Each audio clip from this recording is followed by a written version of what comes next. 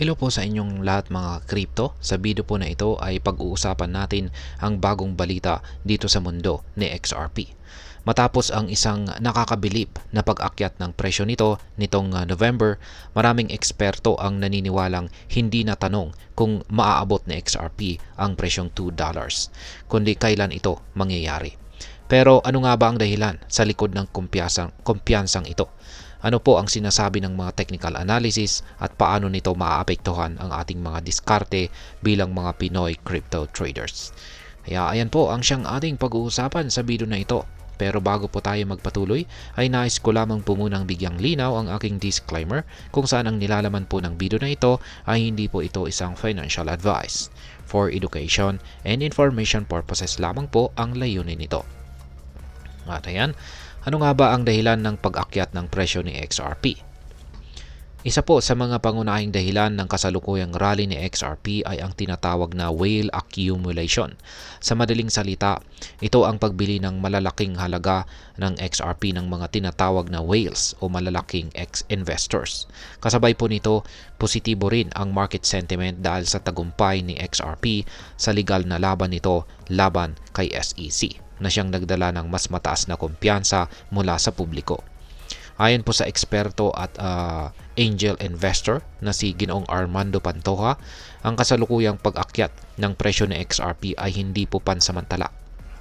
Ang kanyang pagsusuri sa 30-day chart ay nagpapakita po ng matibay na upward trend na suportado ng malalakas na buying activity at positibong mga signal sa market.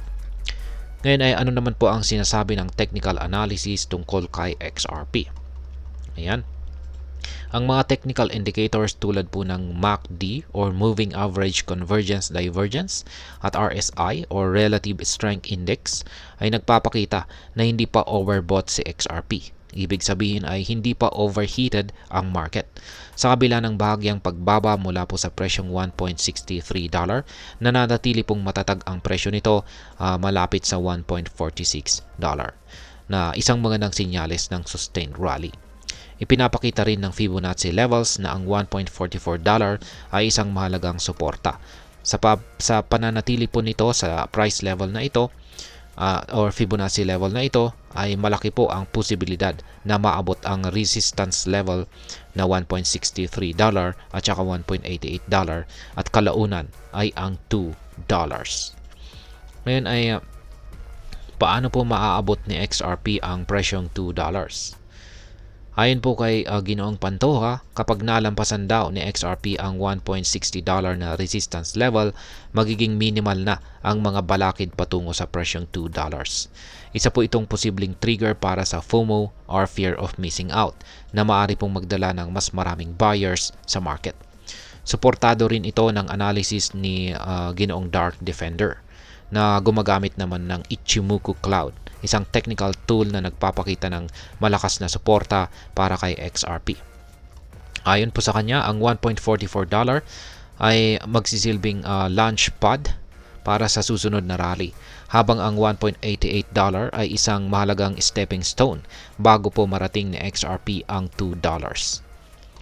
Ngayon ay ano naman po ang maaring maging epekto nito para sa atin bilang mga Pinoy crypto traders or investors dito kay XRP.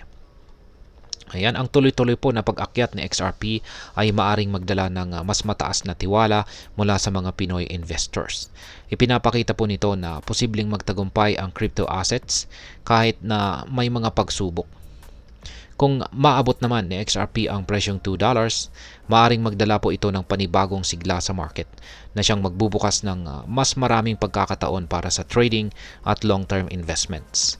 Pero tandaan, mahalagang pag-aralan po ang tamang timing at huwag pong magpadalos-dalos.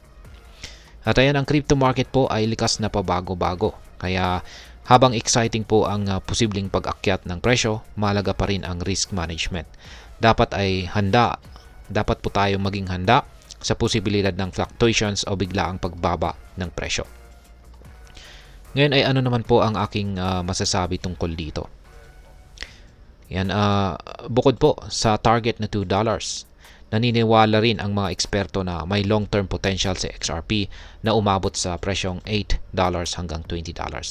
Ang pangunahing dahilan dito ay ang malawakang paggamit kay XRP sa real-world applications tulad po ng cross-border payments. Habang mas maraming negosyo at institution ang kumikilala sa kakayahan ni XRP, mas tumitibay po ang pundasyon nito para sa pangmatagalang paglago.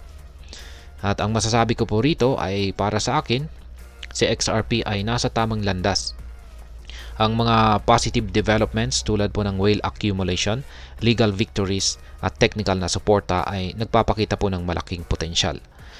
Ngunit bilang isang Pinoy crypto trader, mahalaga po na laging maging maingat. Ang crypto po ay hindi one-way street. May mga risk din na kasama ng rewards. Kaya ayan, malinaw po na malaki ang potensyal ni XRP sa kasalukuyan.